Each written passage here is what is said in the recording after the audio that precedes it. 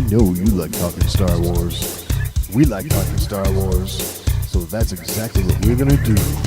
This is The Wars and More.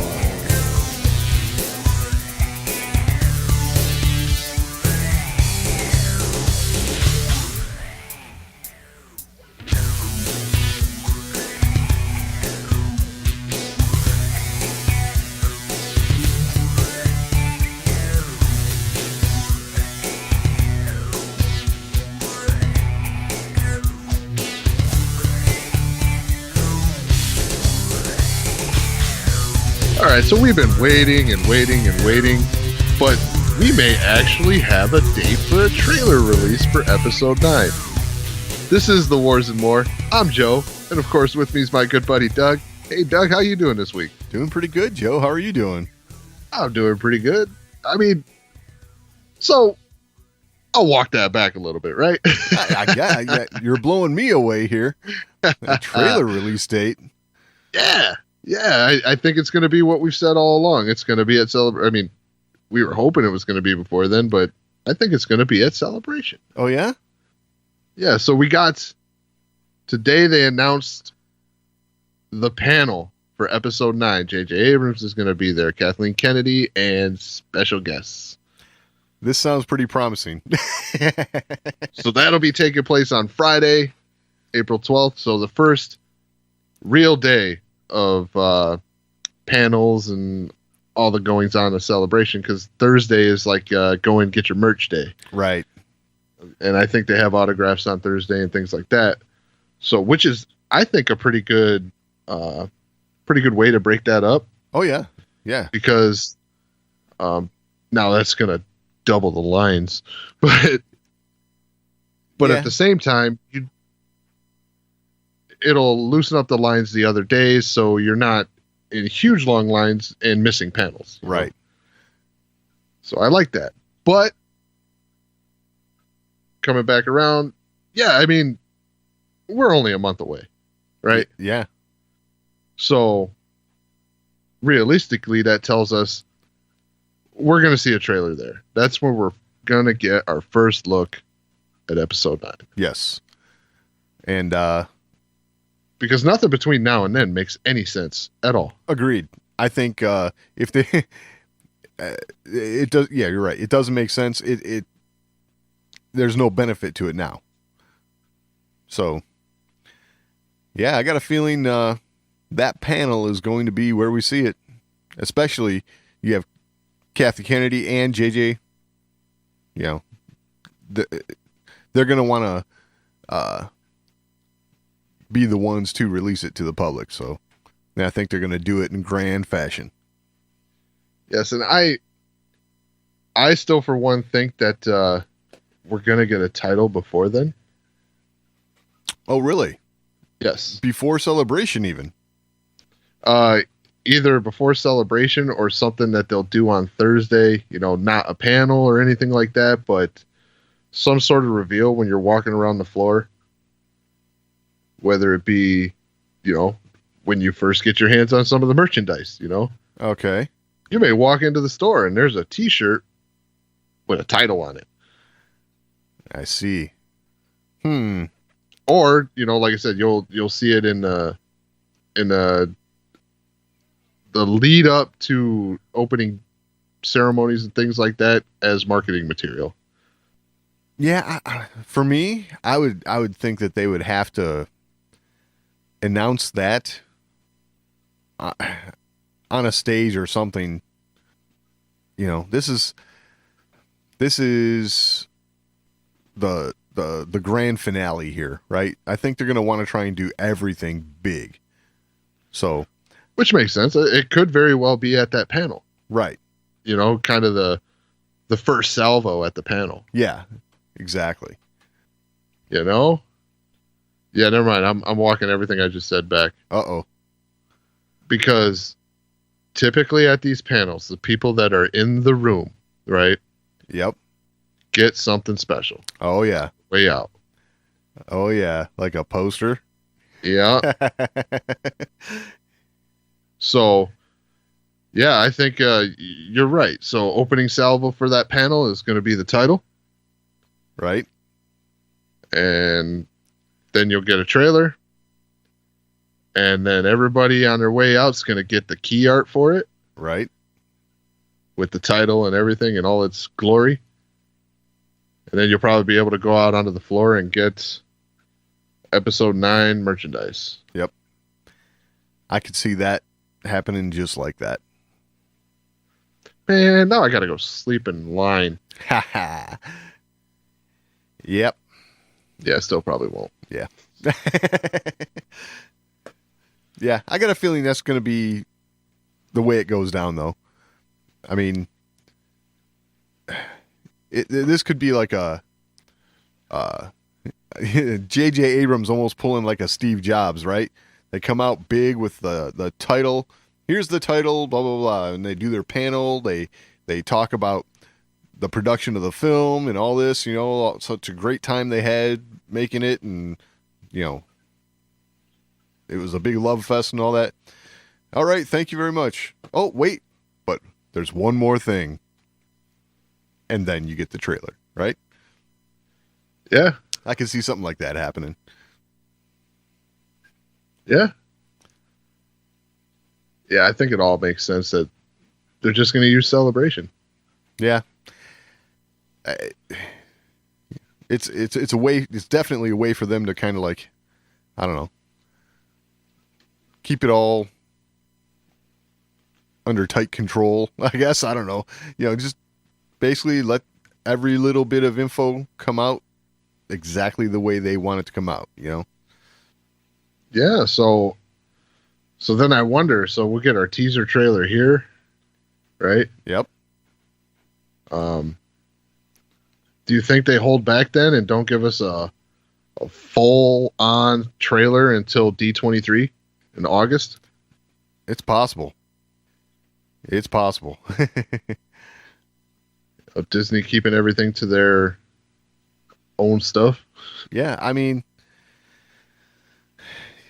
yeah, that, or you know, I don't know. Maybe they would go. I don't know. I was gonna say San Diego Comic-Con, but I don't know. Maybe not. Could be D23. Hard to say at this point. Yeah, so San Diego Comic-Con is what, July?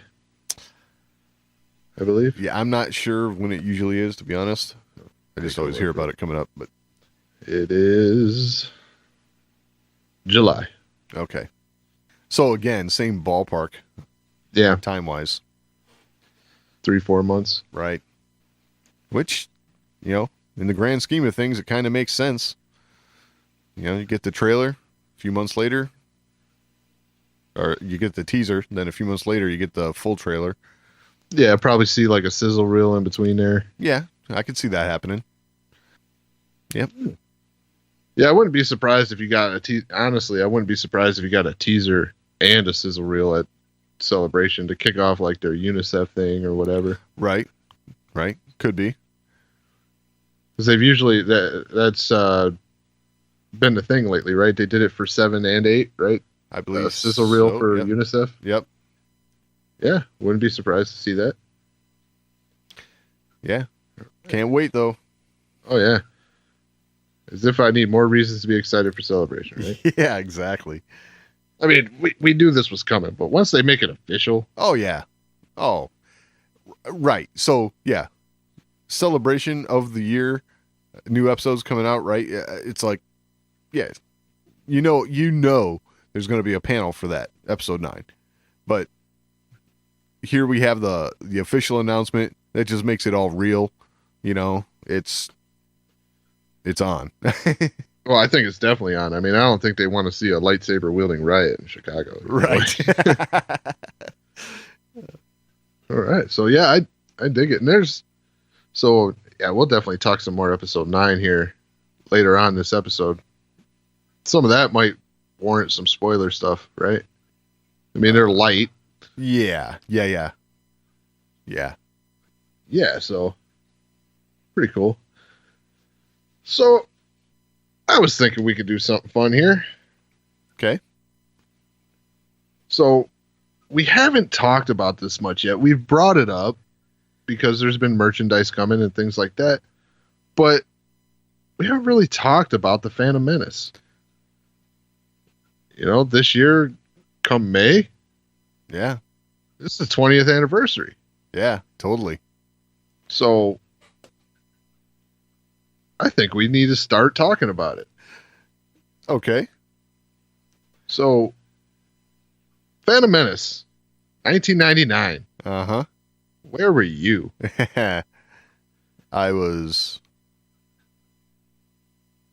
on my I think it was a Packard Bell computer like every day hitting these Star Wars sites like you know, constantly looking for these leaks that could be coming out, right? So Yeah. back then you had to like, you know, they'd have a new post and they'd say, okay, spoilers are here, and you'd have to like highlight the text in order to be able to read it. And it was like, yeah, that was, man. Yeah, that was the fun. This is the fun part about this. Yeah, we used to have to go to these things, kids, called forums. Yeah. Forums, you know, blog sites, you know, whatever. Yeah. Yeah, I mean, even the blog site, it's not like blogs now. Like blogs now are almost like news articles. Right. You know, this was just a like text doc on a screen. You know? Exactly. And in the forums, I mean, you had to scroll through so much crap before you found anything. It's kind of like Twitter. Yeah. Right. But yeah, Or Reddit. I would say at this time of the year, 20 years ago, that's what I was doing on a daily basis. I'd get home from work, I'd get on the computer and just check it out, see if there was anything new, you know, that could be gleaned from what was being said. Yeah, so you were over at the force.net. Yes, I was. That's pretty much getting a whole damn movie. That was pretty much the main one I was hitting every day. So, but yeah, the anticipation for this, because, you know, I was, you know, coming off of a 16-year Star Wars hiatus, basically. And, right. And, you know, for the longest time, you know, for what, 10 or 12 of those years, thinking there is not going to be any more Star Wars. Right. So, you know, once I found out there was going to be an episode 1 and, you know, got onto this thing, you know, which for me at the time was fairly new, the internet, it was, right. It was on. So, yeah, but anticipation was building. Get your Star Wars spoilers at 56K. Exactly. That's exactly what it was, too. Hoping no one picked up the phone. But yeah, you know, we had the trailers were out by this time, and, you know, it was, I don't know, just. So did you see it at midnight? No, I did not. No. So same as me. You saw it the next day. Correct. Yeah. Yes. I think I saw it on Saturday. I didn't see it on Friday. Okay. So I will say this, though. I did make a point of driving by the theater and saw the line wrapped around the corner of the theater for people to get in. Because this was the days before you had assigned seating when you purchased tickets and all of that. So it was like, you know, it's like Black Friday for Star Wars. Mm-hmm. Yeah, it was in the first showing, you know, the first showing of the day was at midnight. You didn't have 7 o'clock shows. Oh, right. Yeah. Yeah. There was that too. Yeah. So part of me trying to be a responsible adult, right? You know, thinking I got to get up and go to work in the morning. I can't do this on Thursday at midnight. It's even though it was Star Wars, but you know, yeah, we are fortunate now to have these earlier shows. So Right. Yeah, that was the fun one for me because I went and saw, like, I mean, skipping ahead a little bit. I didn't see this one at midnight. I did episode 2 at midnight right, and episode 3 at midnight. And episode 2 was a rough one because I was still in high school. right, At school the next day. You know, it's May. uh-huh, So school year's winding down, but you still at school. Right. And that's why 1999, I in my parents' eyes at that time, I'm still too young to go do that. right. Yeah. So I did not get to see episode 1. So you remember where you saw it? You remember? Oh, yeah, I remember. It was at Star Theater. This particular theater is now closed. Right. So Same with the one I saw it at. I saw it at this crappy theater in a mall. right, The mall's not even there anymore. right, yeah, exactly. Like, I can't even see the building anymore. Building's gone, you know? Yep. But yeah, it was it was definitely an experience. With all of the anticipation, the years of,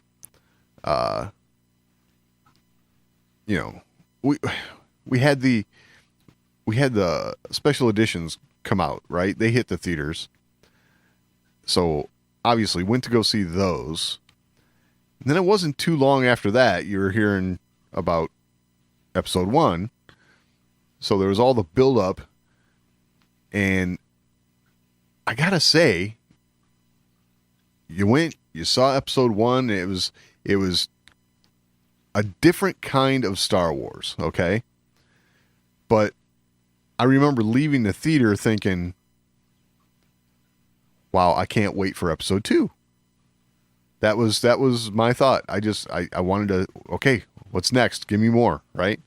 So that was my reaction to it, I can tell you. But multiple viewings and all that. It was definitely awesome time to be a Star Wars fan. So you didn't come out going, what the hell's wrong with that Jar Jar character? No, I really didn't. Same here. Was he my favorite character? No, not necessarily. But I mean, he played a role in the film, and it was cool. It was what it was, and it didn't bother me. So, but my big thing was, right, more than anything, I guess I focused on the Anakin storyline, okay? Because I knew where that was going, right? Every Star Wars fan did. And especially at the end, his interaction with Palpatine. So, because I definitely knew where that was going, So, and it's funny because it seemed like it seemed like I had to explain that to a lot of people, right? They're like, oh yeah, but I knew where that was going. It's like, so yeah, I do remember, like, a lot of people. So what's the deal with this kid? Right? Yeah. Like, why is the politician interested in the kid? Yeah. It's like, really? Come on. Kidding me? Yeah. Did you even watch the other movies? Exactly. So yeah, so. I mean, you kind of already touched on it, but so watching the film, and this is where it's going to be tough because we got to put everything we've learned since then kind of in the back of our minds and focus on where we were at, right? And you've touched on it already, but your initial reaction after seeing it, like, what was your big focus other than the Anakin story and things like that? Like, what caught you the most? Well, okay, so like the highlight of the movie for me was obviously the big lightsaber duel, right? Duel of the Fates. That was phenomenal because that was a far more spectacular lightsaber duel than we had seen prior, and that was probably the biggest highlight of the film for me. And the God, I don't know, the music, the choreography of that. It was the other thing that you were getting was this, the young Obi-Wan, right? You were getting that story, It was all, I don't know. It was just all, you were getting that first puzzle piece to complete the picture of what led up to episode 4, right? That's exactly what we were getting. So I don't know. I just left and I couldn't wait, for episode 2. I wanted more. So. Right. Yeah. Obviously for me it was that lightsaber duel, it's like the music, you said the music. I mean, we've talked about John Williams music. Oh yeah. So many times on this show. And Duel of the Fates is one of the best pieces of music. Absolutely. I mean, it's got everything, and it was different too. Oh yeah. So yeah, there's I forget the composer. I'm horrible, but this piece Carmina Burana, which was used a lot back in that period for movies and commercials and all kinds of stuff. I think it was, I don't quote me on this, but I believe it got released into the public domain around that era, and it was used all over the place. But Duel of the Fates had kind of the same feel, and it's just that, that choir, you know what I mean? It's like, yeah, I don't know. I don't know. Just get that, I don't know, charges, that feeling, it charges you up. I don't know. Yeah. So the other thing that really charged me up then was the pod race. Right. I thought that pod race scene was just absolutely incredible. Absolutely. I mean, as far as like action sequences that we had seen before, that was like the fastest paced thing I'd ever witnessed.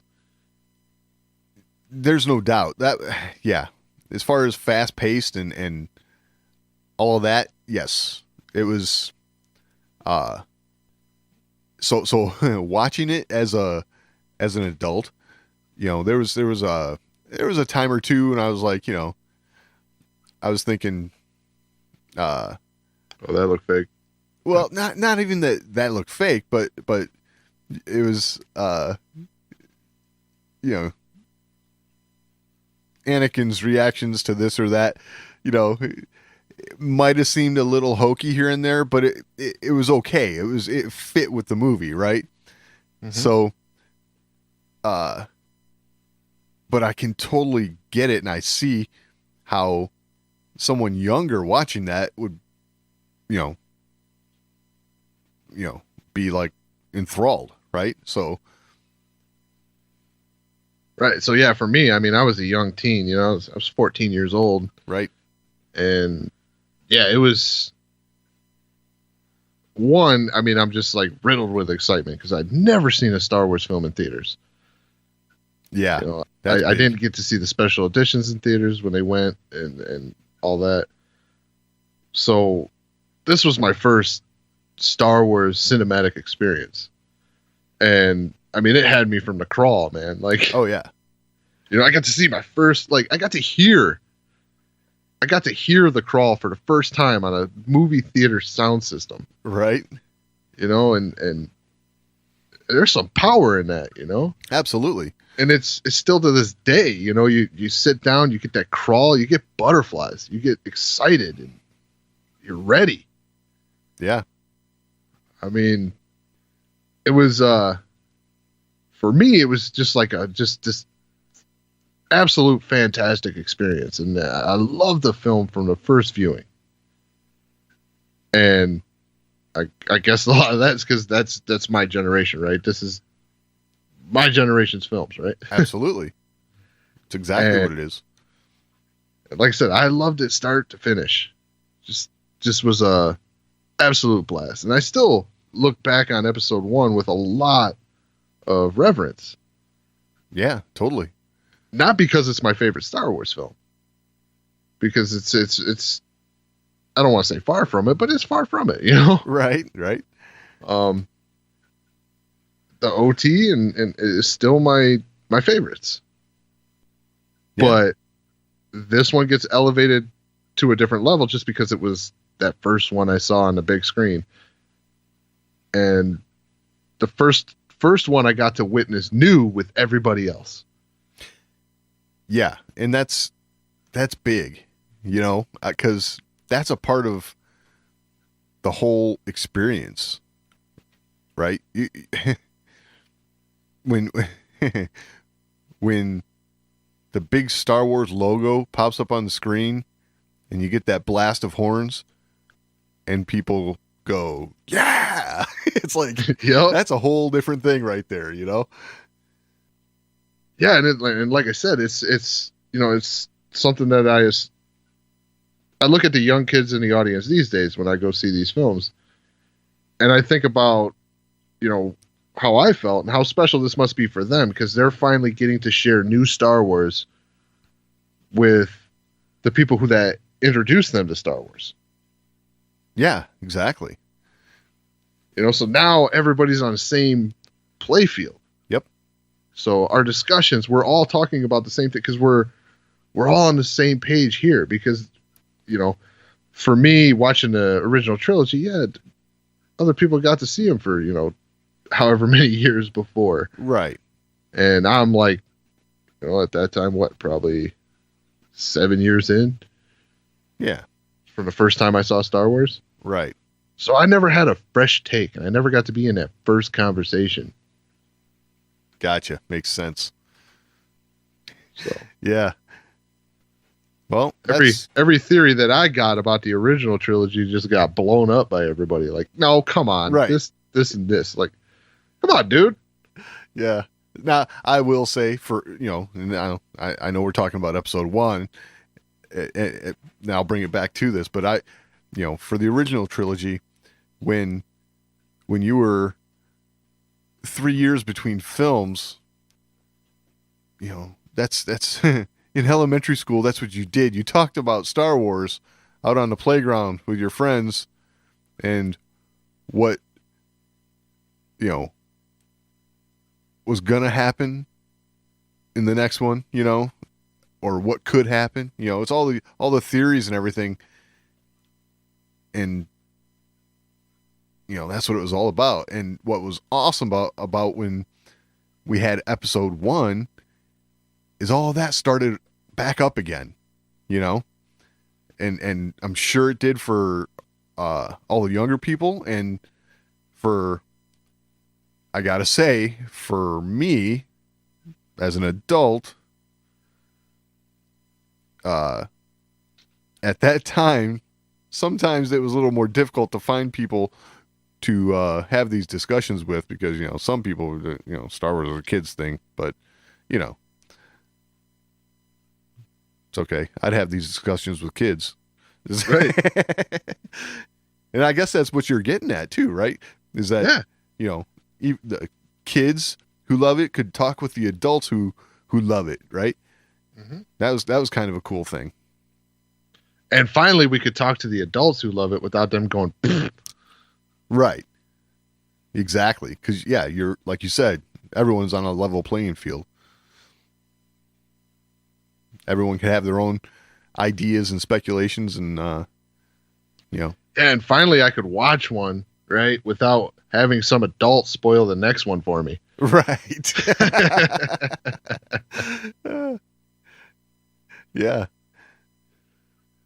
So that was yeah, that was all, like I said, very special to me, and still to this day, I look on my experience with episode 1 very, very fondly. Absolutely. So it's, we'll have to maybe we've been talking about doing more commentaries and stuff like that. Maybe with this being one of the big films to talk about right now, because it's 20th anniversary and everything. Right. Maybe we'll move that one up. I think we're still going to do Empire next. Yeah. But maybe we'll move episode 1 up in the list just to do it. Yeah, we could do that For the anniversary. Right. So, yeah, that's one of the funny things. One thing I will say that I caught on to the first time I saw it is like, so they used the puppet for Yoda. Oh, right. Yes. And I'll tell you what, that was the one thing in that film. I'm like, man, Yoda looks so weird. Yeah. Yeah, I think everybody thought so. It was, but that was another thing that we were all really excited about getting was, getting to see Yoda back in his prime, so to speak, if you want to call it that. Being active in the Jedi Council and things like that. It was all stuff that was alluded to in the original trilogy, but now we're getting to see it firsthand. It was really cool. Yeah, it turned out the original puppet did not work in a brightly lit environment. Right. Yeah. The darkness of Dagobah was very forgiving. Yeah, it was a lot of fun. I'm looking forward to talking more about episode 1. So. Yeah, definitely. Have something to add to the conversation? Or you just want to let us know how we're doing? Email us, show@thewarsandmore.com. That's the best place to get in on the action. But if social media is a little more to your liking, @TheWarsandMore on Twitter is always a good place to interact with us. And we're also on Facebook, facebook.com/TheWarsandMore. And of course, your portal to this and everything else, The Wars and More, is thewarsandmore.com. All right, so last week we continued our talk about Galaxy's Edge. Well, we finally have target dates to go, to start planning our trips. Right. So, Anaheim, Disneyland, May 31st. Nice. And then Orlando, Disney World, August 29th.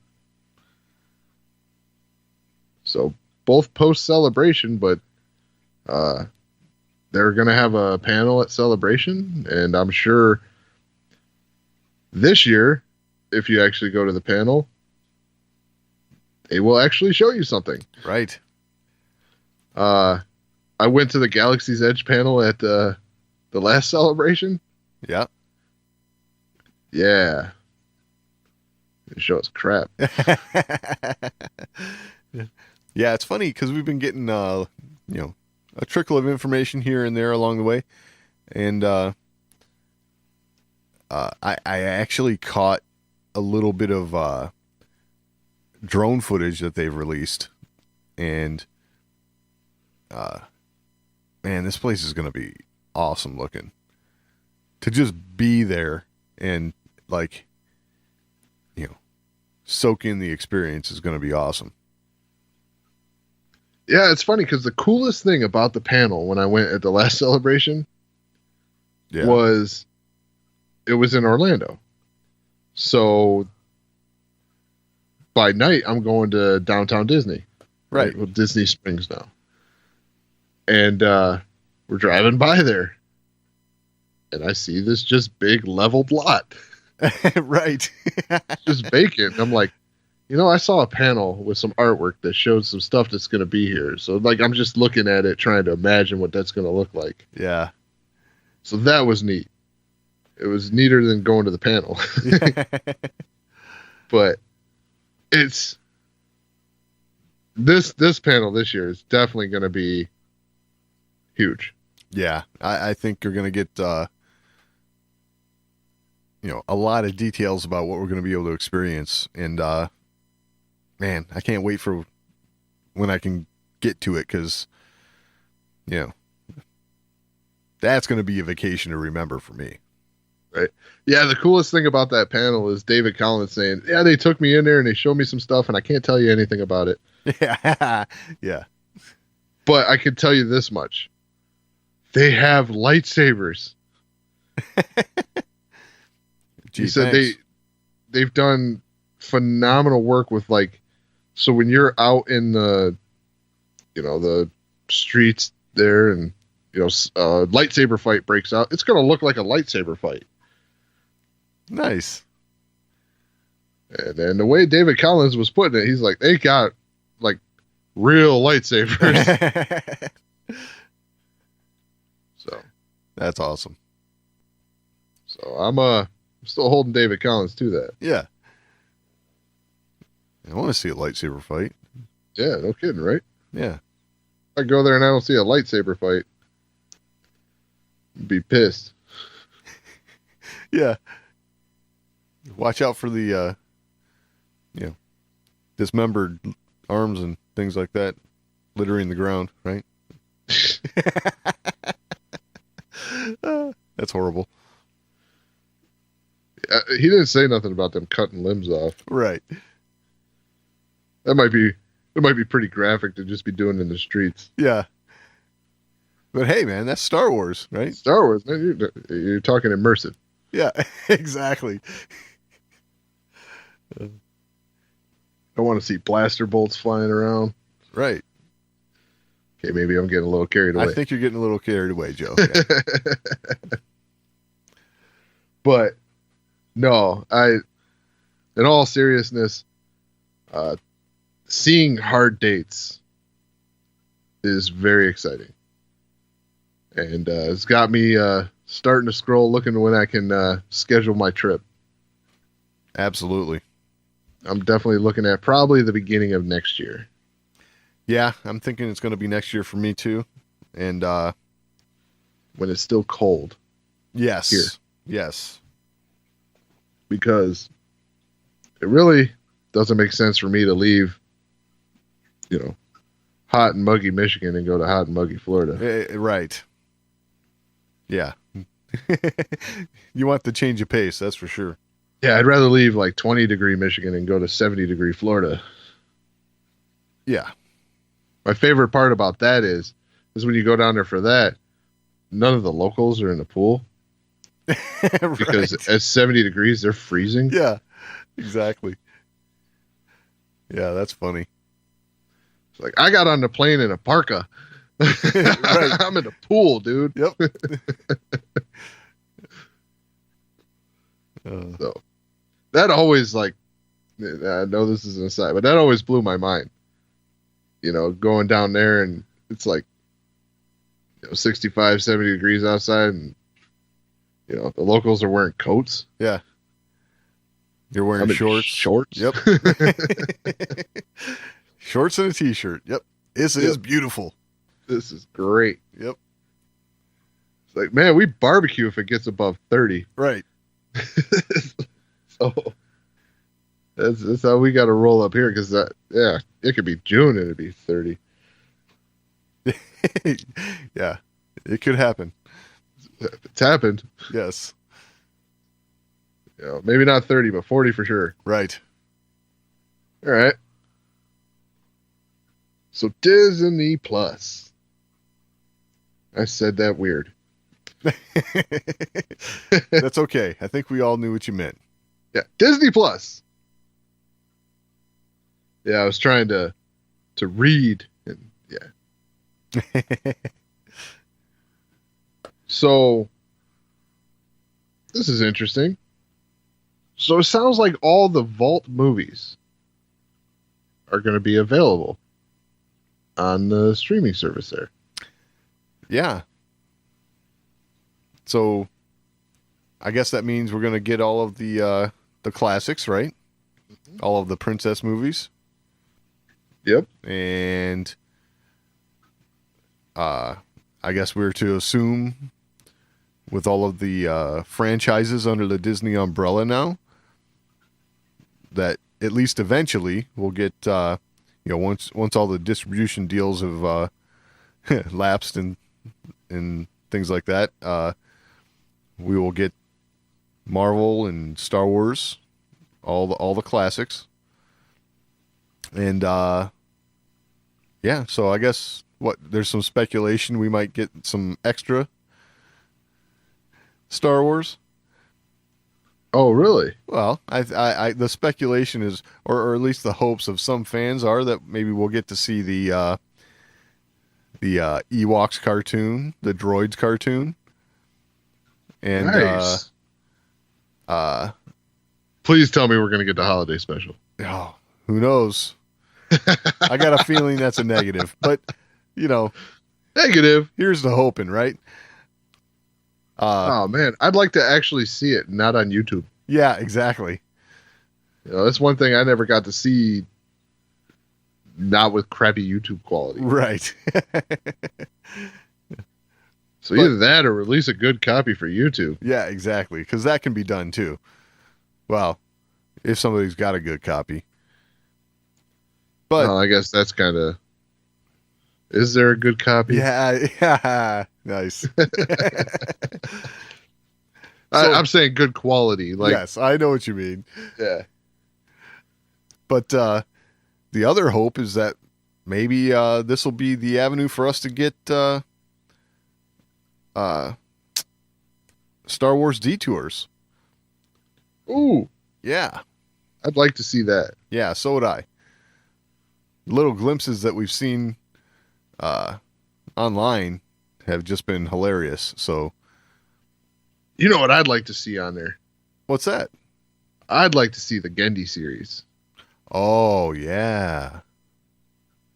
That would be cool. I would really like to see the Gendy series show up there. I would love to rewatch those. Yeah. I mean, I may have a copy of them somewhere, but I don't know where it went. Right?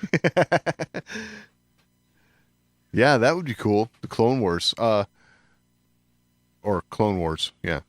But yeah, I guess, here's the hoping that we get all of it, right? Mhm. I mean, it would just be awesome because we know we're going to have all of the stuff that's in development right now, right? We got the Mandalorian, we got the Cassian series, hopefully an Obi-Wan series. We'll see. All that stuff, right? We're gonna have some stuff coming from Marvel, right? I would just love to see all that classic stuff too, because every now and then you get that nostalgic feeling. You want to just go chill out with some old stuff, right? Yeah.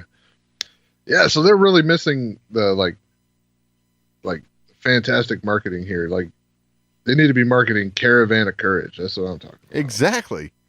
That's exactly what we're talking about. Yeah. Yeah, but in all honesty and all joking aside, I would really love to see the Gendy series, man. That and more so for just exposing more people to it, because when I talk about it, no one knows what the hell I'm talking about. I know.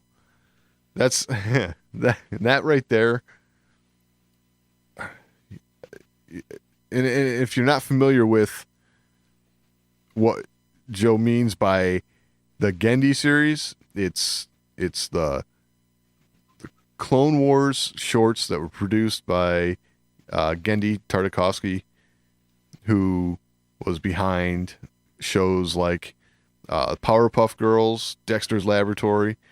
So they got that hardline flash animation look to them. And God, they're just, really cool. They came out leading up to Revenge of the Sith, and I think this was probably George's how do I put it? Dipping his toe into the water to see how an animated series about the Clone Wars would do, and the reception was pretty fantastic. So we ended up with the whole Clone Wars series with Dave Filoni, which was even more fantastic. So yeah, I'm in. Yeah, bring that back too. Mm-hmm. Yeah, the animation style of the Gendy series was that like Saturday morning cartoon look, Right. and it was one of the first things when they announced Resistance. It was kind of one of the first things we thought, or no, it was Rebels when they talked about a 2D animation style. Right. Right. I believe it was Rebels. I'm crossing stuff up here. This is kind of what we were all thinking, because this was 2D animation. Like, Yeah. That was definitely 2D animation. So I don't know. I was thinking it was Resistance was what we were talking about for 2D, but because it's kind of got that more of a 2D look, but because Rebels still had that 3D CG look to it. To me, I don't know. yeah, but I think it was marketed as a 2D series, right? Now that I don't recall, but Yeah, I don't know. I'm Could just be crossing all kinds of things up here. but I don't know if that's something you've not seen.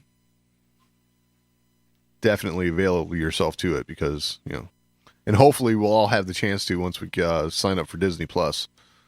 So Yeah, because it's a lot of content too. yeah, totally. That's It's like 75 episodes, right? Like, what's that? it's like 75 episodes, isn't it? That many? Hold on. Because I know they were short episodes. They were really short, but I thought there was like it ran for like 3 years, right? No, 3 seasons. I don't think so. I was thinking they were like 5-minute episodes. And when you put them all together, you get about 2 hours. If I recall correctly, somewhere around there. All right, here we go. So this is Wikipedia. Yeah, the series aired on Cartoon Network for 3 seasons, consisting of 25 episodes, 2003 to 2005. Oh, really? Oh, it's 25 total episodes. Yeah. So yeah, I don't know what I was thinking. I thought it was like 3 seasons, like 20 something episodes, but Okay. no. I do believe you can find it here or there where all these short episodes have been stitched together. And you end up with like about a 2 hour, I don't want to say movie, but 2 hour experience. All right, so this is where it happened for me. This is why I thought this. Okay, so season 1 and season 2 were both 10 episodes. Okay. They were 3 minutes each. Right. The last season, each episode was 12 minutes. Oh, okay. So it was 5 episodes, 12 minutes each, but yeah. I just remember there being like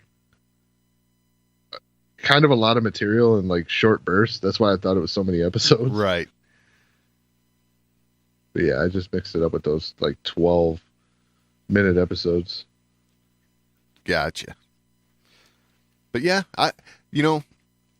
when you think about it, I think Disney's going to have to pull out all the stops here and basically put everything in their in their vault, in their repertoire out there and available on Disney Plus, just to be able to kind of like compete with the Netflix of the world, right? Because there's a lot of content available on Netflix. And, you know, you have under the umbrella of Disney, you have Star Wars, Marvel, the classic Disney films, Pixar stuff. If all that's available, you know, then they've got something to kind of compete with. So I think they're going to have to like basically just put it all out there, you know, which is kind of what this is alluding to. So I think that's the right call. Yeah. Here's something I never realized. What's that? Because at the time we were watching this, we didn't really know the voice actors. James Arnold Taylor? Yeah. Yeah, I did know that. Huh. Yeah. Well, I didn't realize that. Yeah, he was Obi-Wan in there too. Huh. Nice. Yeah. Yeah, so that's definitely something to look forward to. Yeah, totally. All right. So before we talk about this other episode 9 stuff, we should probably talk about Resistance. All right. Well, yeah, let's talk about Resistance. So this week we got No Escape. This was that crossover we've been waiting for. Yeah. Yeah, totally. So we got to merge the two the animated, you know, series with the films. Right. This is the part of that mid-season trailer that kind of gave me goosebumps. Now, I got to say, I am a little disappointed that this seemed to be just to the First Order members. The transmission? The transmission. Yeah. I thought this was going to be a station-wide thing that everybody saw. So did I. And I guess we don't really have anything that informs us that it wasn't, but we know for sure the troopers were required to watch it. Yeah, I kind of expected to see like some of the residents of the Colossus kind of looking on in horror. Yeah. And this being like a message. Right. Well, I'll tell you what, that would have been perfect because with the state of everything on the Colossus at this point, if all of the residents were to have seen that transmission on top of what was going on there, man, that would have given them a sense of sheer hopelessness, which, that's what you need someone like Kaz to help them rise up against the First Order from, Mm-hmm. Yeah, I expected it to be a demonstration of the First Order's power. Right. And in this episode, we didn't get that.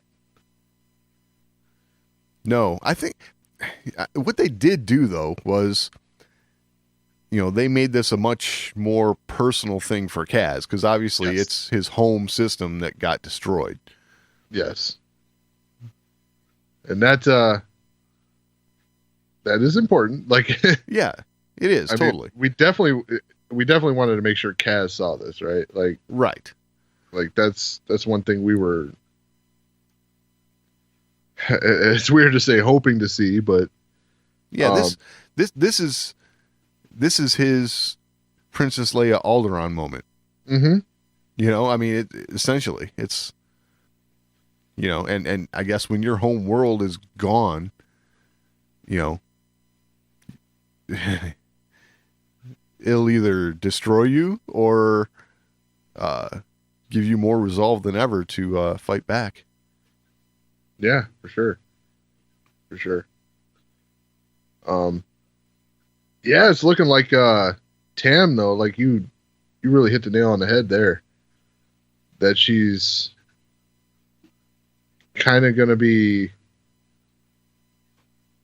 convinced by the First Order that her friends betrayed her Right. and maybe become an unwitting ally. Yeah, totally. Because any of the bits of information that the first order is giving Tam, I think are very carefully selected and taken out of context. And Tam's smart enough to realize what's going on. She even says it, that's just, Yeager's trying to cover for Kaz kind of thing. But yeah, but when she sees Yeager, right, that anger kind of takes over. Like, why would you put us in danger? Like, exactly. It's like, okay, maybe he's not resistance, but he knew about Kaz and he was helping Kaz. Right. So that in her mind's a betrayal. Exactly. He didn't trust her enough to share that information. And when you think about it, that was his way of doing his best to try and keep her out of it and keep her safe. Right? I mean, because when you think about it, she's the only one in decent shape right now with the First Order occupation. Because you got Yeager, who's arrested and in detention, and Kaz, who's on the run, sneaking around. And if he's caught, he's toast. Yeah, not to mention Yeager has a cellmate. Yeah. Captain Doza. Yeah. I think we knew that was coming, right? I mean, it's First Order was definitely going to take full control of the platform, but it was just a matter of time. I mean, because as soon as and Pyre even says it to Doza, you invited us, and it's like, yes, I invited you on a very limited basis, but once you let the First Order in, they're gonna, give them an inch, take a mile, right? Yep. I gotta say, I'm really interested in how this is going to play out with their discovery of the hyperdrive. Yeah, exactly. I had that thought cross my mind when I said platform too, because yes, we learned not only is the Colossus the refueling platform, it is also a ship. So, it will be interesting to see how that plays out. Because the first place my mind went to was, so it was either the last episode or the episode before, Kaz contacts Leia to try and get assistance, and this is right before the events of The Force Awakens. So we all know that the events of The Force Awakens go right into the events of The Last Jedi, and at the end of The Last Jedi, Leia is trying to make contact with all of her resistance contacts. I wonder if this could somehow play into episode 9 on the smallest little bit at all. Even if it's just a verbal mention, because, well, my first thought is what's probably going through Kaz's mind is like, okay, you can't send help to us. What if we come to you? Yeah, exactly. Can you help then? Right. Which could make for interesting story. Yeah, no doubt about that. It's definitely a twist I didn't see coming. I didn't anticipate that station being able to, leave the atmosphere. Yeah, nor did I. I guess, it wasn't billed as such, Right. So, yeah, interesting twist. Definitely. And of course, this is another week where it ends with a tease for next week. Oh, yeah. And it's all it's very linear right now. Very, like, one episode leads directly into the next. Right. Which I think at this point, the way the story's playing out, it has to. So. Yeah, you can't make big jumps right now. Right. So, and if you go back in time, then it's just really confusing. Yeah. All right. Yeah, definitely looking forward to next week. It's definitely it's an interesting place to stop. Yeah. Not unexpected. Right. Totally. Very much expected the destruction of the Hosnian system to be the end of the episode. Right.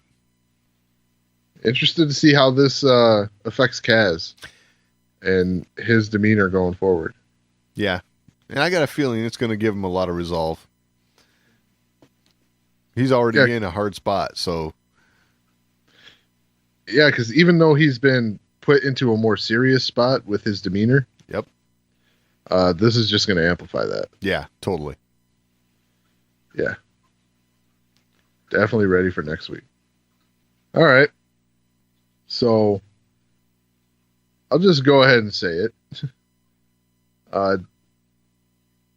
Everything from here on out will contain minor, and I emphasize minor, spoilers for episode 9. Okay. So, Oscar Isaac, right? He's out on the circuit, right? Yep. For his straight to Netflix film. What is it? Triple Frontier? Yep. Which I gotta say looks interesting. Oh, definitely. Star-studded cast. Yeah, this Star Wars studded cast. How's that? Yeah. I mean, we have Oscar Isaac, Pedro Pascal, and these guys, talking the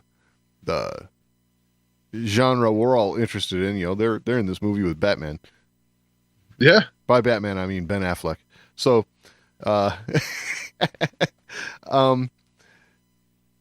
so as it goes with anyone who's in Star Wars, right? You're promoting something else, and you're always inevitably asked about Star Wars. So, Oscar was on the Today Show, and here was the little clip. In addition to this film, you have another little film coming out. I can't remember the name.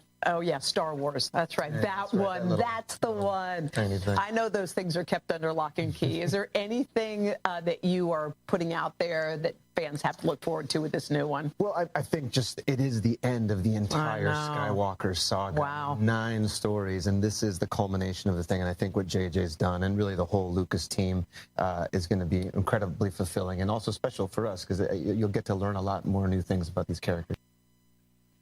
So, I think he reiterates what we've been hearing all along. This is going to be the end of the Skywalker saga. Mm-hmm. Apparently, we're going to learn some new stuff about these characters. So, I don't know how much they're going to be able to introduce and then wrap up. So, we'll see how that goes. I hope the introducing stuff is kept to a minimum. Right. Just because there's a lot of questions to be answered already. Agreed. 100% agree. Yeah. But there are still things that, like, so you're going to learn new things. Like, is Rey's parentage going to come into it? Is, there's things we can learn.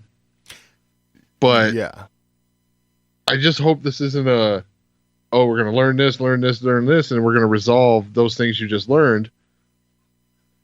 And the stuff before that's kind of going to get. Yeah. Some of those loose ends got to get tied up somehow. Yes. Man, if they, I don't know, if they leave some of those ends open, that's going to be a tough one to swallow. So, and I think they know that, but maybe learning some new things about these characters, as Oscar says there, maybe these new things are in relation to tying up some of these loose ends. So, yeah, and that's what I'm hoping for, because, like it or not, whether you like The Last Jedi or dislike The Last Jedi, that film is really relying on this film. Definitely. Sure. There's no doubt, yeah. I like The Last Jedi, but I will be the first to admit it's not a standalone film. It does not stand on its own. Absolutely. It needs that complement. So I hope that it does that, I hope it complements it. Yeah. Yeah, that's what I'm hoping for as well. Yeah, I don't know. I think we're in for something good, hopefully. He's speaking highly of it, so yeah. Because much like my feelings with the whole Empire Strikes Back is complemented by Return of the Jedi. Yep. And I think it's made it becomes one of the great Star Wars films because of what happens in Return of the Jedi. I stand by that. Sure. And I think Last Jedi has, it's I think it could be the same thing. It could be really complemented by Episode 9 and really become a film that we all hold dear because of what happens in the saga as a whole. Right. It'll all make sense in the end. We sure hope so. That's definitely the hope. Yes. All right, he had more to say, right? Like, oh, well, okay. So,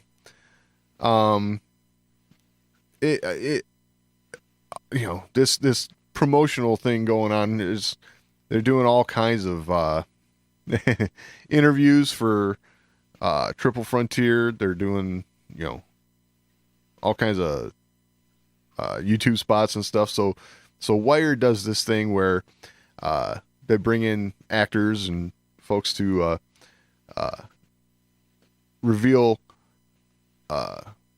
the most Googled questions about them and things of that nature. So they had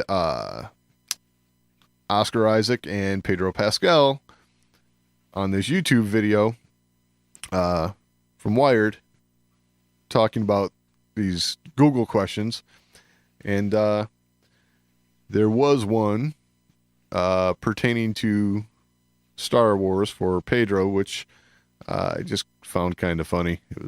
So here we go. Is Pedro Pascal the Mandalorian? Pedro Pascal is the Mandalorian. You're welcome. I convinced him to do it. So, that was Oscar Isaac saying you're welcome to us, saying he convinced Pedro to take the part. Oh, I'm sure it took so much convincing. Yeah. They were like, hey, Pedro, we want you to wear this badass suit of armor. And Exactly. we want you to be in Star Wars. Yeah. I'm sure he went, hold on. I got to call Oscar first. Yeah, let me check, make sure Oscar thinks it's a good idea. Yeah, Hey, you think this is a good idea? You were in Star Wars. right. I got a feeling it was like, yeah. You want me to show up when tomorrow? Yeah. Yeah.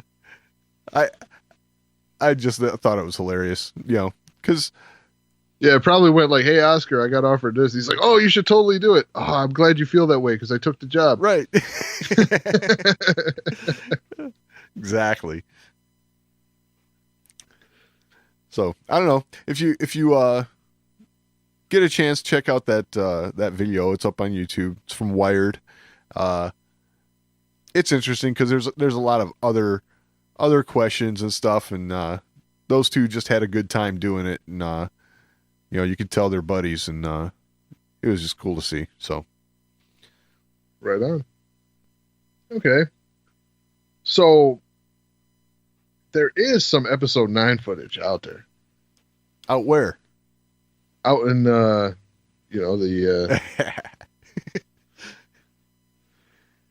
it's out there somewhere. Yeah. Not where we can see. Right. If you're a shareholder, you may have seen it. Right. So of course they had their shareholders meeting, and they screened a little sizzle reel. And this is according to comicbook.com. All right. It says Okay. a sizzle reel included a look at Lando Calrissian, a scene where Kylo Ren was communing with Darth Vader's helmet, and featured a shot of Rey, Finn, and Poe in the Millennium Falcon in the cockpit. Huh. And Rey with Chewie's trademark blaster, the bowcaster. Huh. How much you want to bet she says, I like this?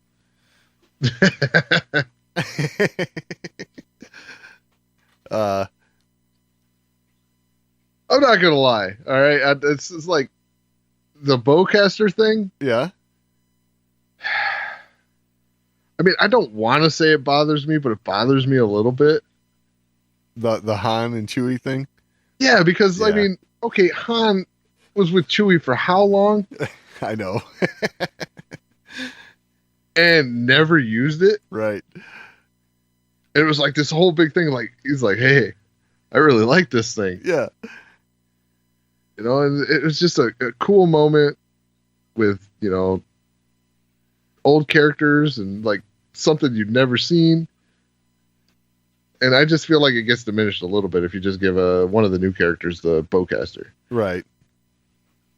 I mean, it's just, yeah. Well, And then the other thing that pops in my head, Chewie better not be dead. okay. Yeah, she better not be picking that thing up off of Chewie's corpse. Oh, right. Yeah. You're right. So what was the other one you said? We're going to have Rey, Poe, and Finn in the cockpit of the Millennium Falcon. Yep. Makes total sense. They were all on the Falcon when we last saw them. Yes. But I've got to say, there's a little bit of me that still wishes we could have gotten Han, Luke, and Leia reunited in that same scene at some point. So I totally get and I totally understand we're moving forward, and I'm cool with that.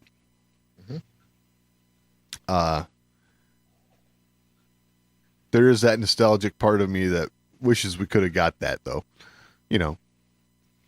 but hopefully that's done in a way that's not going to let's just say, how do I put it? I don't know. Make some fans a little upset because, here we're giving you this as a consolation to the scene you didn't get in the Force Awakens or something. So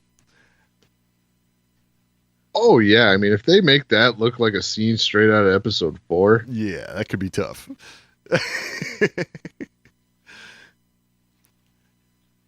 yeah, I just don't I want. hate to say it this way, but a lot of fans might feel like you're rubbing our nose in it. Okay, so imagine, if you will, right? Ray's piloting the Falcon, okay, or Poe, either, right? Mm-hmm. The others in the co-pilot seat, and Finn over the shoulder says, they're running away from the First Order, right? And Finn says, Finn goes, "Head "What's that for- flashing?" No, or head for that small moon." Then you're just gonna go, "Oh man, ouch." Yeah. I hear head for that small moon. I'm going, "That's it. Yep. Out. Bye." Right. Yeah. I don't see that happening. I hope not.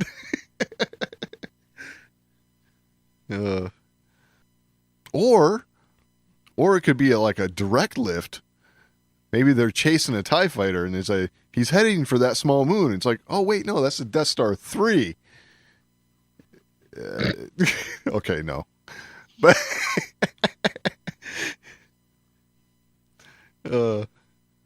I guess we'll have to wait and see, but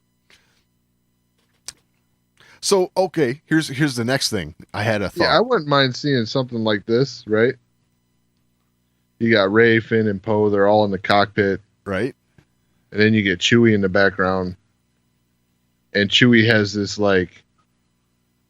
wave of emotion because Chewie remembers that. If they can convey that, yeah, that's what I'm saying. If they could convey something like that, right, that would be a cool. It would be homage to the saga as a whole, right? Kind of like it's come full circle, right? And there's Chewie, been there all along. Wow, that would be cool. Interesting. I guess we'll have to see about that one. Mm-hmm. So, the other scene they talk about is Kylo communing with Vader's helmet, right? And if I remember the article correctly, it says it's in this like completely white room, right? Mm-hmm. So the image that instantly pops into my mind is Vader's his chamber, his was it like a hyperbaric chamber or whatever from Empire? Yep. So maybe Kylo has some sort of thing like this, right? I remember the vision of Vader in that, helmet off, completely white inside there, brightly lit. So I don't know. Maybe it's a way for Kylo to try and, how would you put it? Recreate the atmosphere to try and get himself closer to Vader. I don't know, but just the vision that popped in my head when I read that portion of it. So yeah, there's some rumors and not really rumors, but there's some theories flying about that. This communing with the helmet. Yep. That Vader actually is the one responsible for leading Kylo Ren down this path, not Snoke. Now that would be far more interesting than what we saw of Snoke so far. Really though, because my thing is this: I know if Vader was redeemed, and we had Anakin at the end of Jedi, yeah, right? How would his presence in the Force? I don't know. So maybe this thought of Vader corrupted Kylo. But I don't like the idea of Vader in like some sort of Force presence, still so leaning towards the dark side. Maybe it's not Anakin, but maybe another Sith, because I know there are things in the current runs of comics and stuff that indicate Sith can communicate through Sith artifacts, and who knows, Vader's helmet may just be one of these type of artifacts that is kind of like a conduit for another Sith to come through and corrupt Kylo. So, just spitballing here. What do you think about the possibility of the duality of Vader and his presence in the Force being split with his death? I'm not sure. So you could have an Anakin presence in the Force as well as a Vader presence in the Force as separate entities within the Force. You know what I mean? Yeah, I understand what you're saying, but I don't. Because the Sith hold on to that Anakin Skywalker is dead, right? So like it is this separate entity that took over. Right. Yet, Vader still had some of his humanity, though. We know that from Return of the Jedi. Right. But what if it is that Anakin side peeking through, other as opposed to, maybe his. I'm trying to think of how to word this. Maybe it is like two people in there. Yeah, almost like a schizophrenia type situation.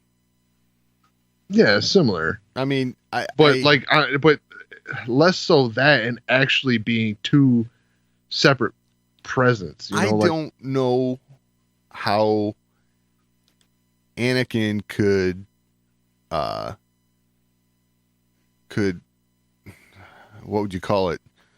Show himself to Luke, okay, at the end of Jedi. How he'd be able to conjure that much force ability up in order to do that if he was still in death, struggling between the light and dark. That'd be a tough one, I think. Yeah, but in death he wouldn't be struggling between the two. Like, I'm just saying, like, not necessarily in his mind, and not necessarily in it, like his physical presence, like there being two separate entities. But I'm saying his presence in the Force. Yeah. So that power in the Force that he has is split into two entities. Is two separate things. His dark side presence and his light side presence. So he was already, by taking the action that he took, his light side presence was already elevated at the time of his death. So he's not battling it there anymore. So the way I buy this is, if in doing what he did and then becoming one with the Force, okay, his light side presence, or we'll call it essence, is all Anakin, but what was all of his darkness, his essence, his Sith side was a force, a power, an essence, something that could be utilized by another Sith somehow. That's the way I buy it. You know what I'm saying? Right. Possibly Palpatine. It's interesting. Yeah. Like, I don't know. Like, there's never been definitive descriptions of how this works. Right. In death. Like, so especially for Anakin. Yeah, okay, he was redeemed. Anakin Skywalker took his place in the light side of the Force, right? Right. But there was always this talk of like I said, Anakin Skywalker's dead. Now it's Darth Vader. Yeah. So when he takes his place in the light side of the Force as Anakin, what happens to that Vader side? What happens to that essence, that power? Does it just go away? Well, yeah. And Is it really? Because we've heard before, you don't really channel the Force. You don't really control the Force. right. You are a conduit of the Force. Right. So that duality might actually be coming from the Force. Yeah. I get what you're saying. I did just want to touch on the Anakin's dead thing. That was something Obi-Wan said. And then when Luke confronted Vader with, "I know your true self is your Anakin Skywalker," he said, "That name means nothing to me anymore." Right? So he didn't say Anakin's dead. Didn't he to Palpatine? Having trouble recalling it if he did. But So 5. it's possible. Yeah, I feel like he said that, like something along those lines in episode 5. When he was talking to Palpatine via... Well, Yeah. I remember them talking about Luke, the son of Skywalker, must never be allowed to become a Jedi. Yeah. But, Not entirely certain, right. but like I said, just spitballing. Just Absolutely. honestly taking the craziest leap I could take. Right on. Because, like, for me, right, and the reason I take that leap is because I do not want to see Anakin materialized in the Force as Vader. To me, that redemption goes out the window. The whole idea of redemption's gone. Right. Because if he goes into the, he takes his place in the Force, Yep. and he's just back to being Vader, then what the hell was all that for? Yeah, exactly. That's So I don't want to see Kylo communing with Vader and Vader being the reason why Kylo made the choices he made. yeah. So I unless they come up with a way to separate what is Anakin Skywalker and what is Darth Vader. I think that would take a lot of work, honestly. Oh, no doubt. But Yeah. that's the new thing you're learning. That I do think though that there is a possibility, we never saw the body with Palpatine. And it's possible Vader's mask could still hold enough dark side energy or whatever, be a dark side conduit for him to manipulate Kylo Ren, Ben. Because Palpatine has always had a thing for the Skywalker lineage, right? So, Well, it's definitely food for thought. yes. So, well, if you have anything to add to the conversation, you can always email us, show@thewarsandmore.com. It's the best way to get a hold of us. But we're also on social media, @thewarsandmore on Twitter, facebook.com/thewarsandmore. And of course, you can find all of that and all the ways to find the show over at thewarsandmore.com. Any final thoughts this week, Doug?